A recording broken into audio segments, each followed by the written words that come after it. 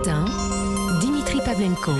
Il est l'heure de retrouver l'avocat des causes perdues. Bonjour Mathieu Noël. Bonjour Dimitri, bonjour à tous. Maître, d'habitude, vous défendez bec et ongles les causes perdues. Ce matin, c'est vous là qu'on sent un peu perdu. Que se passe-t-il? Un petit coup de mou? Un coup de mou, je t'en foutrais des coups de mou, Pavlenko. Visiblement, monsieur a passé le week-end à s'envoyer des bourriches d'huîtres à Deauville en désactivant ses alertes info. Le monde va mal, Dimitri. Alors, je sais que dans cette rédaction, tous les esprits sont tournés vers les vacances, les pots de fin de saison, les potins à la machine à café, où chacun cherche à savoir ce qui s'est passé à la soirée Europe 1 mercredi dernier. Il l'a vraiment fait? Il a vraiment mis les burnes sur la table. Oh, j'avais dit pourtant à Nicolas que le morito était chargé. N'écoute jamais. Non, le monde va mal. Il y a vraiment que les gens insouciants comme Bétou pour danser sur Off Wind and Fire sans pantalon.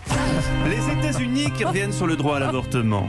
Les PDG d'Engie, Total Energy et EDF qui publient une tribune commune pour nous demander de réduire notre consommation énergétique sous peine d'être mal l'hiver prochain. Première fois dans l'histoire du capitalisme que des types sont suffisamment inquiets pour te demander de moins acheter ce qu'ils te vendent. Hyper inquiétant. D'autant que l'hiver prochain, si on n'est pas tous morts congelés, recroquevillés contre un poêle à bois, on sera peut-être irradiés par les nouveaux missiles à capacité nucléaire que Poutine vient de promettre à la Biélorussie. Bref, comme le disent les analystes les plus pointus, les observateurs les mieux informés... Ça fait peur. C'est toi qui me fais peur, putain, Nissa, quand tu parles comme ça me rappelle la soirée Europe 1, quand je t'ai dit ne prends pas cette 12e coupe de champagne et que tu m'as dit je fais ce que je veux, con de Suisse. Bon, maître, vous d'habitude, si... Tu me l'as dit ça m'a blessé. Maître, vous, Oui. vous réglerez ça hors antenne. Vous d'habitude, si en jouez, vous avez certainement un conseil pour nos auditeurs face à cette actu un peu plombante. Oui, le Prozac.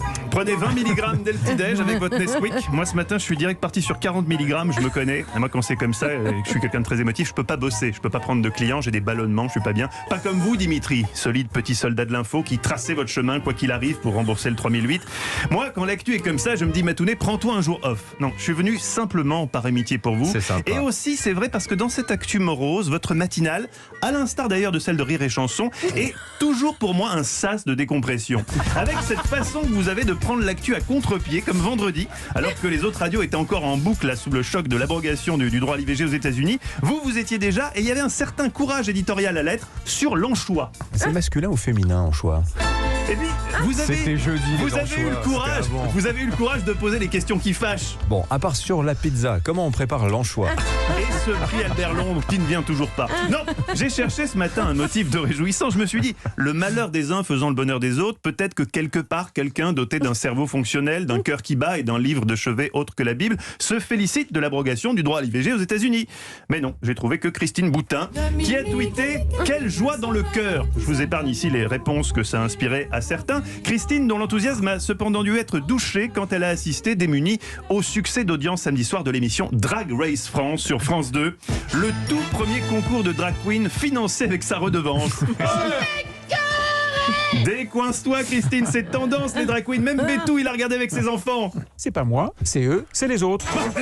C'est Gonzague Auguste et Odile Capucine qui ont eu l'idée, mais vous avez kiffé aussi, Nicolas. Non, il faut encore ou alors vous avez encore d'autres enfants. Non, mais c'était un des seuls trucs marrants, un de ces trucs marrants du week-end. Côté politique, c'est pas la joie non plus. On a eu un petit frisson d'excitation quand Macron a annoncé qu'il allait bientôt former un gouvernement d'action. Je sais, Dimitri, que vous adorez l'action. Et dès que je vois un film avec Tom Cruise, je Oui, regarde. oui. La momie, tout ça, j'ai trop kiffé. Oui. Là, oui. Non, la perspective de ce gouvernement d'action, non content d'assister du caractère inactif de l'actuel, permettait en effet de rêver à un remaniement musclé où des gratte-papier sans charisme seraient remplacés par des hommes à poigne ayant fait leurs preuves dans des situations difficiles. Écoute-moi, mon modèle, c'est Jason Statham. Oui, alors hélas, Dimitri, on a rapidement compris Ministre de que Jason l'Intérieur. Statham ne serait pas nommé à Matignon et qu'il y aurait à la tête de ce nouveau gouvernement d'action la même personne qui dirige actuellement le gouvernement d'inaction, Elisabeth Borne. Mais ne nous bilons pas, Macron a quand même encore quelques bonnes idées, notamment face à la crise énergétique, rouvrir les centrales à charbon. Une décision qui ne sent pas du tout la panique et qui a fait partie d'un plan global coordonné, mûrement réfléchi, intitulé PCPPP, les projets à la con pour parer au plus pressé. D'autres projets à la con sont à l'étude. Alors d'abord la réouverture des mines du Nord et puis un très beau projet extrêmement novateur, l'éolien buccal. Des sans-papiers demandeurs d'asile montent sur de grandes échelles et soufflent sur des éoliennes. S'ils atteignent un rendement de 10 kW par jour, on les régularise. Ah, super. Non, je te connais. C'est vrai qu'aujourd'hui tout passe, plus rien de choc. Je vous laisse, je sens que l'effet du Prozac retombe. Tenez Dimitri, soyez sympa, faites-moi rire un peu. Faites-moi 4 secondes de Jeanne Saccomado. Ouh, zizou, Vous faites presque autant de bien que le Prozac, je vous kiffe. Ça fait 2 fois que vous me sortez C'est l'histoire vrai. de l'éolien. L'éolien buccal, j'aime bien parce que j'essaie de l'imposer, mais le gouvernement ne m'entend pas là-dessus. Ouais, C'est dommage. Je vois pas pourquoi.